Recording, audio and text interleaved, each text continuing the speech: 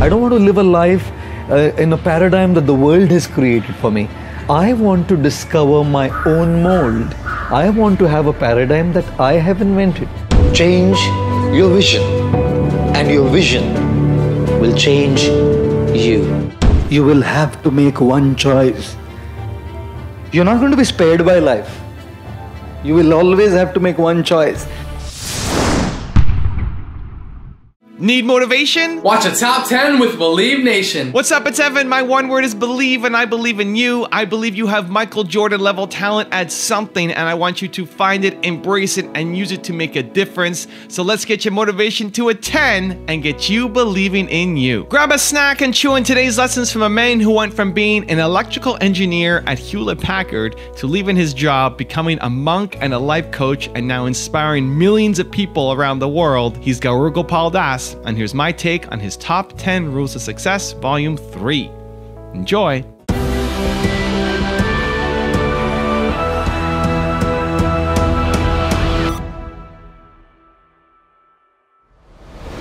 Okay, let's kick it off with rule number 1. Get up and start running. अगर आप जीवन में यशस्वी होना चाहते हो, अगर आप जीवन में सक्सेस प्राप्त करना चाहते हो, तो मेहनत करनी पड़ती है, दृढ़ता से जीना पड़ता है, डिटर्मिनेशन से जीना पड़ता है, धीरज रखना पड़ता है, पेशेंट बनना पड़ता है। और यदि इन सब का पालन भी करो, तब भी कई बार जीवन में चुनौतियां आती है, चैलेंजेस आती है, हम फेल हो जाते हैं, हम गिर जाते हैं और निराश हो जाते हैं। सक्सेस का, यश का सबसे बड़ा शत्रु है निराशा। यदि निराश हो जाओगे तो सब कुछ खो बैठोगे। जब भी निराश हो जाओ ना, तो बस माँ जिराफ को याद कर लेना। जब माँ जिराफ अपने बच्चे को जन्म देती है, तो माता जिराफ बड़ी ऊंची होती है और वो बच्चा ऊंचाई से जोर से जमीन पर गिर जाता है।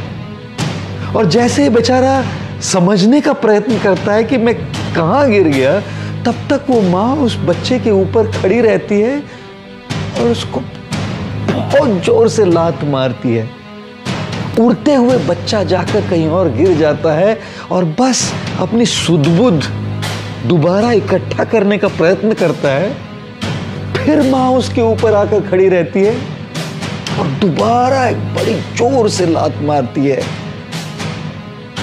बच्चा समझ जाता है कि यदि मैं कुछ न करूं ना, तो लात खाते रहना पड़ेगा। अपने बड़े ही कमजोर पैरों पर खड़े रहने का प्रयत्न करता है वो जिराफ का बच्चा। फिर दोबारा मां आकर उसको लात मारती है, बच्चा फिर गिर जाता है और समझ जाता है कि यदि मैं खड़े रहकर भागूं नहीं, तो बस लात खाते रहना पड़ेगा। जिराफ का ये बच्चा तेजी से भागने का प्रयत्न करता है और तभी मां आकर अपने बच्चे को चूमती है, आलिंगन करती है। मां जिराफ भली भांति जानती है कि जंगल में बड़े खूंखार पशु है, शेर, लोमड़ी इत्यादि, जो नवजात प्राणियों का मांस बड़ा पसंद करते हैं। और मां जिराफ तो बच्चे के साथ, उस शिशु के साथ हमेशा नहीं रह सकती। तब अगर वो बाहर चली जाए तो इस बच्चे की रक्षा कौन करेगा? इसलिए सबसे पहले जैसे उसका जन्म होता है, उसको लात मारती है ताकि वो उठना सीखे। दोबारा लात मारती है ताकि उसे वो उठने की जो क्रिया है वो याद रहे। दोबारा लात मारती है ताकि केवल उठे नहीं, दौड़ना प्रारंभ करे। जीवन में कई बार चुनौतियां आएंगी, चैलेंजेस आएंगे और हम गिरेंगे, हम फेल होंगे, लेकिन मां जिराफ और उसके बच्चे को याद कर लेना चाहिए। जब भी चुनौतियां आए, जब भी चैलेंजेस आए, जितनी बार भी आप गिरो, उठना सीखो। उस बच्चे से उठना सीखो, उठ के खड़े रहना सीखो, खड़े रह के भागना सीखो। अगर उठोगे, खड़े रहोगे, भागना सीखोगे, तब यश, सक्सेस के ऊंचे से ऊंचे शिखर पर पहुंचना सीखोगे। Rule number 2, find the right balance. In the world out there today, people have a wrong idea of success. people think success means achievement. And people think success means having all what the world is promoting to you. So the more you have, the more successful you are and the more happier you are. That's a completely wrong idea of success that people have. Now when you're wanting to achieve and you're wanting to get the best and you're wanting to get there all the time, obviously you have to work hard. Loads of people are putting in 14, 16, 18 hours of work, not prioritizing their health, not prioritizing their hobbies, not prioritizing their family, not prioritizing their spirituality, not prioritizing their unwinding themselves. But how much do you prioritize? There's so many things seeking your attention. Correct. Is there a risk of people spreading themselves too thin, and how do you figure that out? How do you fix that? I don't think so. It's a question of spreading yourself out. I think it's a question of finding the right balance. Irritability and lack of satisfaction is an outcome of a life out of balance.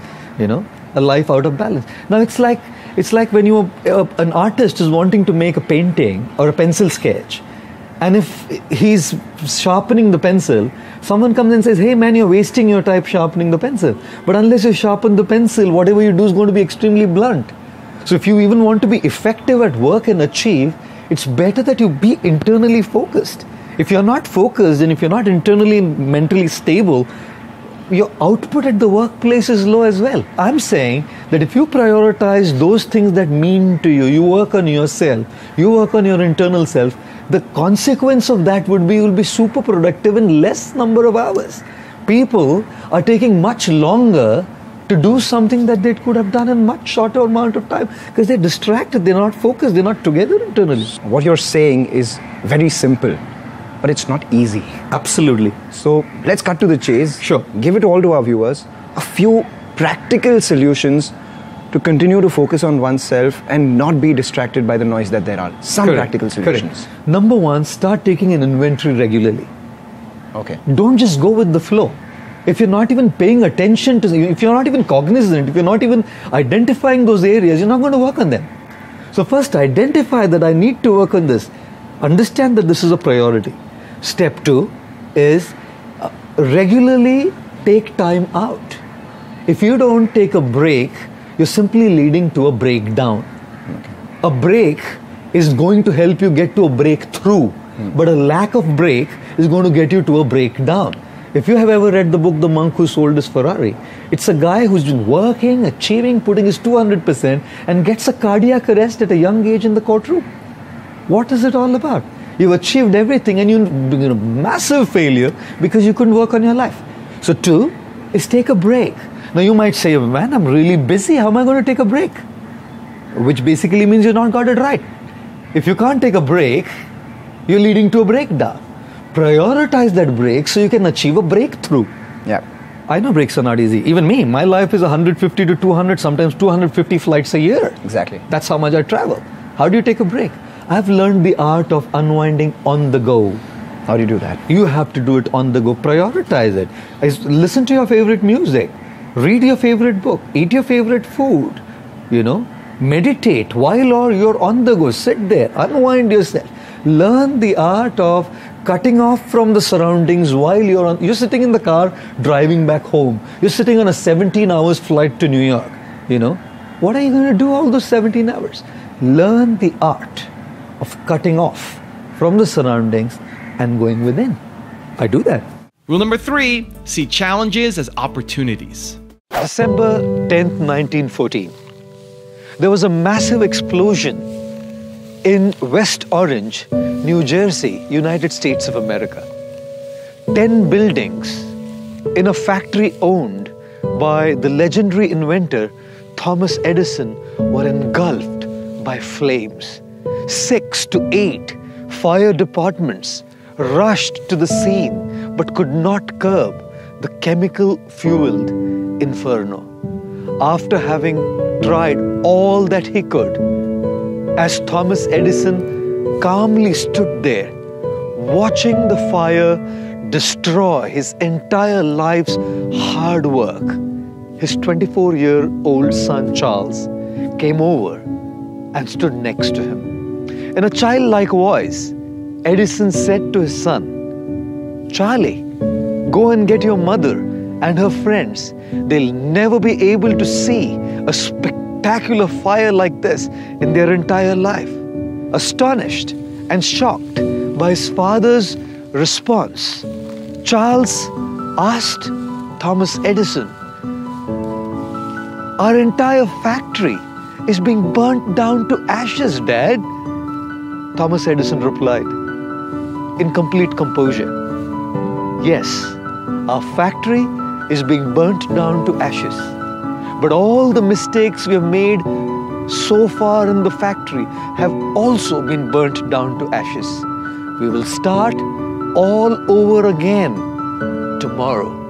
That evening, Thomas Edison told a New York Times reporter, "Although I'm 67 years old and I'm completely exhausted from running around and trying to control the fire, tomorrow I'll start all over again, afresh." And so he did. The next day was a fresh beginning for Thomas Edison and his son Charles in trying to rebuild what had been destroyed by the fire. Often, this is what life does unto us. Our dreams are shattered, our hopes broken, efforts baffled. Great people, they don't cry. They try to rebuild their dreams. Great people don't give up, live up to the challenges that life throws at them. Great people don't go through, they grow through the difficulties that come on their path. They start all over again with great hope, with great determination, with great grit. And that is why they reach the highest peaks of success that most people only aspire for. That is why I say, no challenges, no success. No challenges, no success. Rule number 4, go beyond the obvious. A teacher teaching math to a class of 6-year-olds asked a boy called Arnav in class, "Arnav, if I give you 2 mangoes and 2 mangoes, how many will you have?" Arnav said, 5. The teacher said, "Arnav, if I give you 1, 2 mangoes and 1, 2 mangoes, how many will you have?" 5, replied Arnav. The teacher was upset. But remember that Arnav's mom had said that Arnav doesn't like mangoes, he likes strawberries. So she changed her example. "If I give you 2 strawberries and 2 strawberries, how many will you have?" 4, replied Arnav. Oh, the teacher was pleased by the change of strategy. Just to confirm that Arnav had understood his math right, she asked Arnav again, "Arnav, if I give you 2 mangoes and 2 mangoes, how many will you have?" Arnav replied, 5. The teacher was now annoyed. How can 2 and 2 strawberries be 4 and 2 and 2 mangoes be 5? Arnav replied, "I already have 1 mango in my bag, madam." Who was right? Was the teacher wrong? No, because 2 plus 2 is 4. Was Arnav wrong? No, because 2 plus 2 is 4 and 1 mango in my bag makes it 5. Isn't it a fact that all kinds of conflicts come because of the gap between technical rightness and practical rightness? The teacher was technically right. Technical rightness means to see the obvious. Technical rightness means to see what is visible. And Arnav was practically right. Practical rightness means to see beyond the obvious. Practical rightness means to see beyond what is visibly seen. Practical rightness means to see the hidden mango. Ladies and gentlemen, very often all our conflicts come because of the gap between the technical and practical rightness. The next time you see someone not fit into your definition of what is technically right, please do not be judgmental. Go beyond the obvious, go beyond the same, and try to look for the hidden mango, which will truly help you understand the person and resolve the conflicting situation that you are in. Rule number 5, break the mold. When you're wanting to do something out of the box, there's always going to be opposition from a society where parents want you to subscribe to a certain things, a settled job, a settled life in terms of family, and you're thinking completely out of the box. As soon as you want to do something out of the box, you're going to have to face challenges from the family side. After a while, however, when my family saw where I was reaching, how I was impacting people's lives, how I was really able to make a difference in the world, they accepted it very well. And I feel in terms of coping up with the challenges of how my friends have moved on in the industry, I think it's a question of self-discovery. I hate being a part of a mold that the world created for me. I don't want to subscribe to the mold that the world creates for you. I don't want to live a life in a paradigm that the world has created for me. I want to discover my own mold. I want to have a paradigm that I have invented. Only when you discover yourself, only when you live a life for what you are created, is when you feel happy, satisfied. Not just happy and satisfied, you're super effective. Even in the corporate world today, loads of people are just living a life which they're not created for because it pays the bucks. And why do they need the bucks? To pay the taxes, to pay the bills, to pay the mortgages. But they're not living a life of what they are created for. So it's basically kind of, fitting in just because it pays you. But I decided I don't want to fit in. So when I saw others moving on, my friends, my colleagues moving on high up, I really did not feel insecure at all because I didn't want to fit in, to be someone else.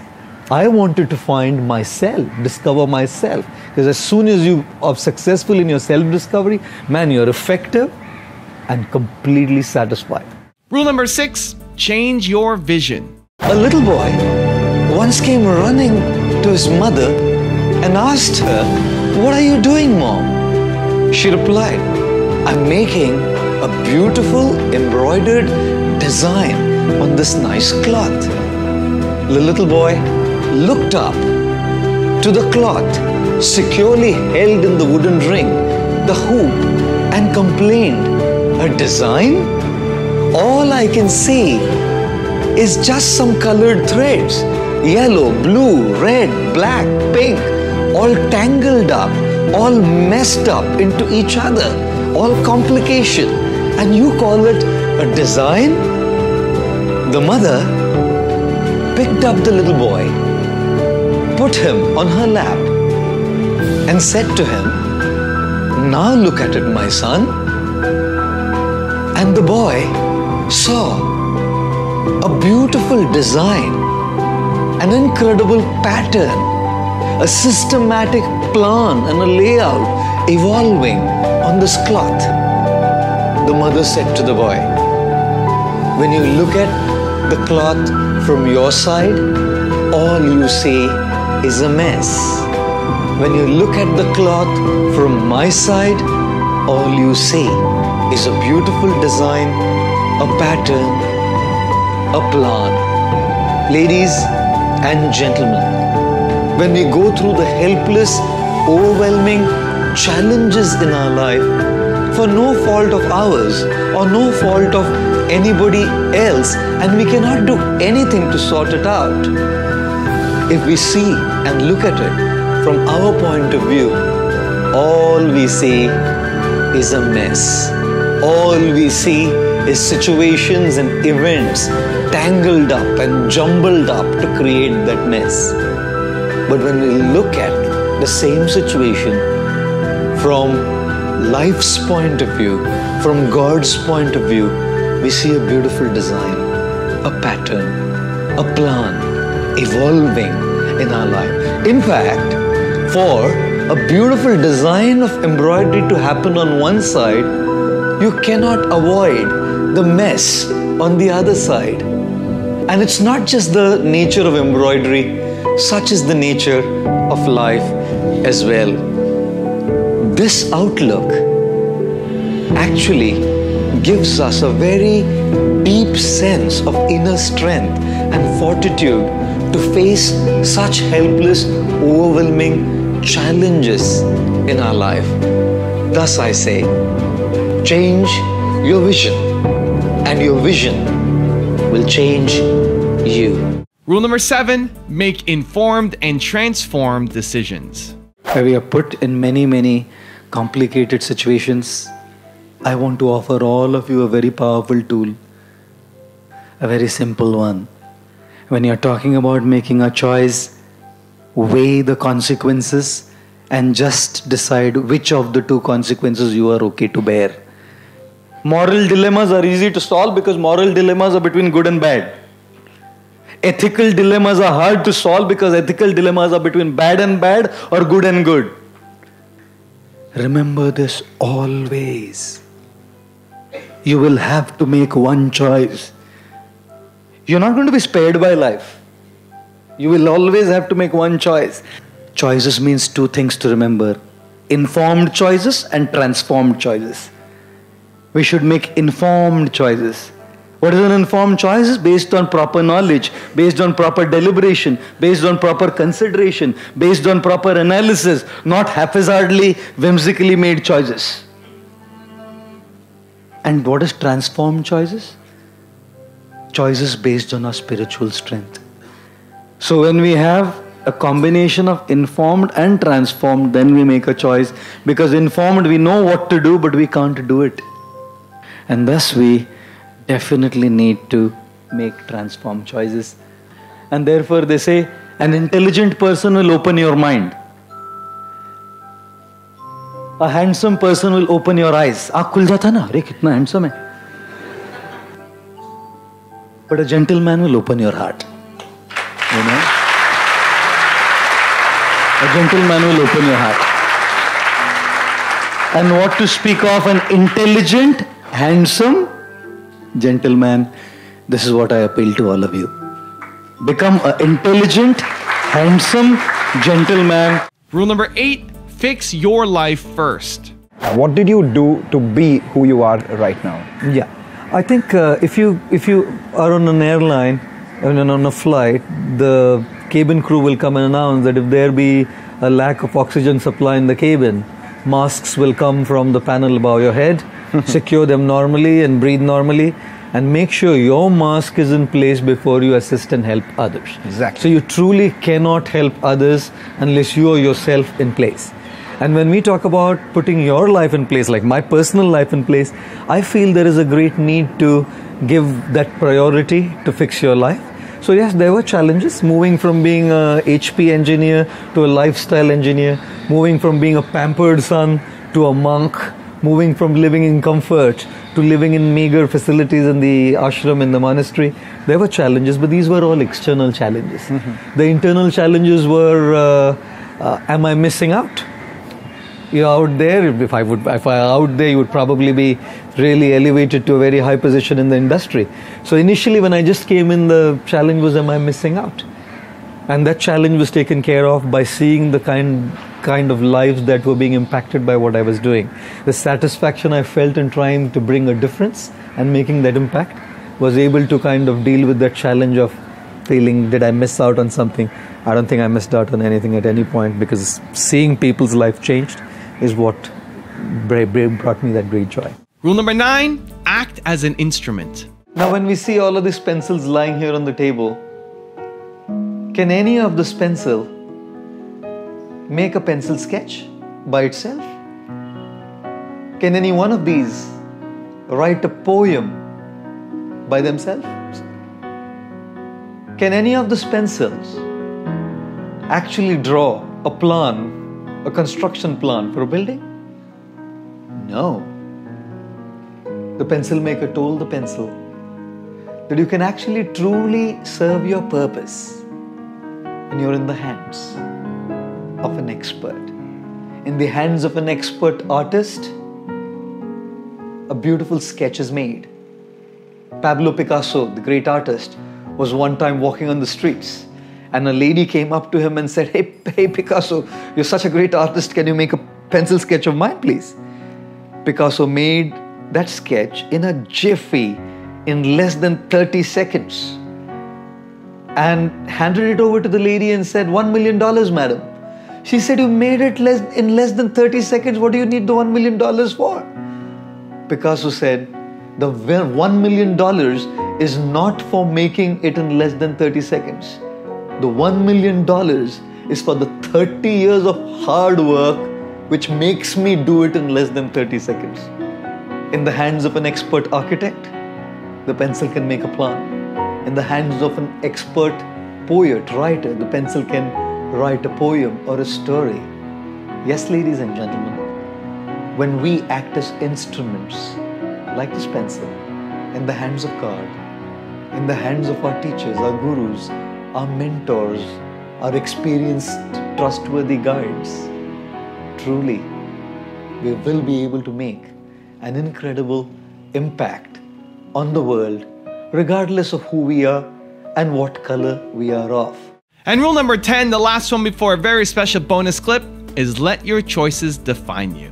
एक बार एक माँ अपने बेटे को सवेरे सवेरे school जाने के लिए जगा रही थी और बेटे ने स्कूल जाने से साफ इनकार कर दिया। आप तो जानते हैं कि जब भी हमारे माता पिता हमको स्कूल जाने के लिए जगाया करते थे तो हम किसी न किसी प्रकार का बहाना दे दिया करते थे। कभी पेट में दर्द होता था तो कभी पीठ में दर्द, कभी सर में दर्द तो कभी बुखार आ जाता था।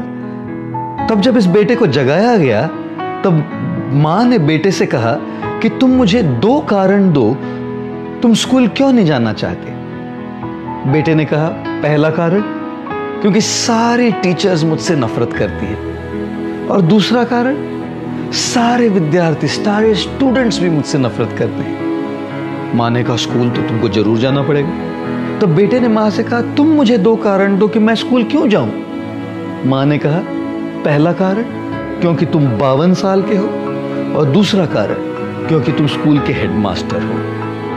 अब चाहे हमको स्कूल जाना अच्छा लगे या नहीं लगे, आप सबको याद होगा कि जब भी स्कूल का पहला दिन होता था तो हमें बड़ा उत्साह भर जाता था। नए जूते, नई यूनिफॉर्म, नई स्कूल बैग, नई किताबें और एक नई नोटबुक, एक नई कॉपी भी हमको मिल जाती थी। जीवन में भी हर वर्ष, हर साल हमको एक कॉपी, एक नोटबुक मिलती है। 365 पन्नों वाली नोटबुक हर साल हमको दी जाती है। पिछले साल 2017 में आप विचार कीजिए कि इन पेजेस पर, इन पन्नों पर आपने क्या लिखा। इस पन्नों पर कई चैप्टर्स रहे हैं। कुछ आपके रिलेशनशिप, संबंधों के चैप्टर, कुछ आपके प्रोफेशनल लाइफ के चैप्टर्स, कुछ आपके निजी सेहत, हेल्थ के चैप्टर्स, और कुछ आपके आध्यात्मिक जीवन, स्पिरिचुअल लाइफ के चैप्टर्स। अलग अलग प्रकार के चैप्टर्स हमने पिछले साल के 2017 की 365 वाली पन्नों की नोटबुक में लिखे हैं। कुछ चैप्टर्स बड़ी अच्छी हैंडराइटिंग में लिखे गए और कुछ चैप्टर्स जंजाल बना दिया हमने उसका। कुछ दिन हमारे संबंधों में कुछ कहने से, कुछ करने से जंजाल बन गया। हमारे प्रोफेशनल लाइफ में हमने कुछ चैप्टर जंजाल बनाकर रख दिए। खुशखबर तो ये है कि 2018 की जो एक नोटबुक हमको मिली है, इसका हर पन्ना, हर पृष्ठ, हर पेज खाली है। और अब ये हमारी चॉइस है कि हम इन पन्नों पर अपने जो संबंधों के चैप्टर, सेहत के चैप्टर, प्रोफेशनल लाइफ के चैप्टर, अपने आध्यात्मिक जीवन के चैप्टर, अपने मानसिक संतुलन के चैप्टर कैसी हैंडराइटिंग में लिखे। अच्छी हैंडराइटिंग में एक जंजाल बनाकर रख दे। और इसीलिए जैसे भी हम चॉइस करेंगे उसी प्रकार का हमारा जीवन का अनुभव होगा। Now, I've got a really special bonus clip from Gaurav Gopal Das on how to smile that I think you're really going to enjoy. But before that, I want to know, what did you learn from this video? Of all the nuggets of wisdom that were dropped in this video, which one resonated the most with you? What change you now need to make in your life, your business? Leave it down in the comments below. When you write it down, it's much more likely to stick. So hit up the comments. Thank you guys so much for watching. I believe in you. I hope you continue to believe in yourself and whatever your one word is. Much love. I'll see you soon and enjoy the bonus clip. How many of you smile? Of course you smile. I'll tell you a nice one.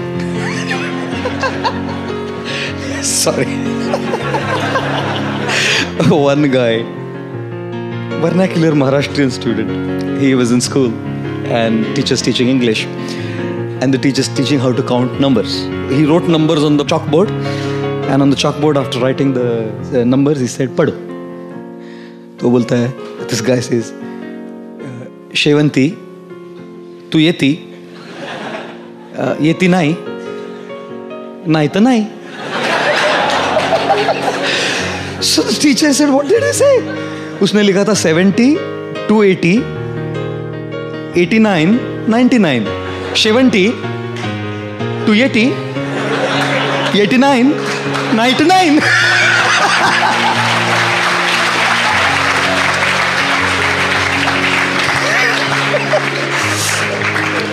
There was a Maharashtrian student studying in a vernacular school. So the teacher was teaching numbers and he wrote on the board numbers and he said, "Read." He said, "Shevanti, yeti tu, yeti nai, nai ta nai." There was a student in school, Maharashtrian teacher, and the teacher wrote numbers on the thing, and the teacher was saying, "Read." So he said, "Shevanti, yeti tu, yeti nai, nai ta nai." I'm telling you the same joke again, isn't it? Do you laugh on the same joke again? No. After a while, if I tell you, you'll say, "Kuch to gadbad hai inka." What is he saying? The same thing. He's gone in the repeat mode in a loop. What is he saying? We don't laugh on the same joke again. Why do we cry on the same problem again? Huh? Huh? उसी joke पे हम बार बार हंसते नहीं, उसी problem पे रोते रहते हैं, नहीं? We keep crying on that same issue and that same problem again and again and again. Problems will come, issues will come, difficulties will come, whoever you are, doesn't matter. चिता है ना, चिता एक बार जलाती है, लेकिन चिंता है ना, पल पल जलाती है. Kills our life, kills our present. We cannot experience fulfillment, ladies and gentlemen. God has a plan, an amazing plan, with all the challenges, with all the difficulties, with all the troubles that He sends our way. He has an incredible plan. None of us know what. None of us can see how. None of us can understand why. And therefore, at that point of time, all we do is cry. We can't understand why. If only we understood what the plan is, even while going through that crisis, we would probably smile. इसलिए हंसाता हूं मैं आपको. पहले ही रो रहे हैं जिंदगी में.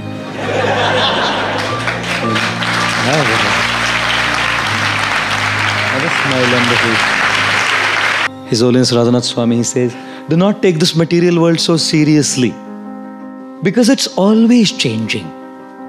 Something that you take so seriously today is going to change tomorrow. उसको लेकर बैठो मत, हंसो, smile." So let me give you the one word secret to happiness. One word. This is all you need to be happy. The most important word ever. If you had to think of one word that's most important to you, or that sums you up, or that would be kind of like a little beacon. Hey Believe Nation, if you want to know what the most important one word is for Tony Robbins, Gary Vaynerchuk, Oprah Winfrey, will.i.am, and Howard Schultz, I have a very special secret video for you. Check the description for details.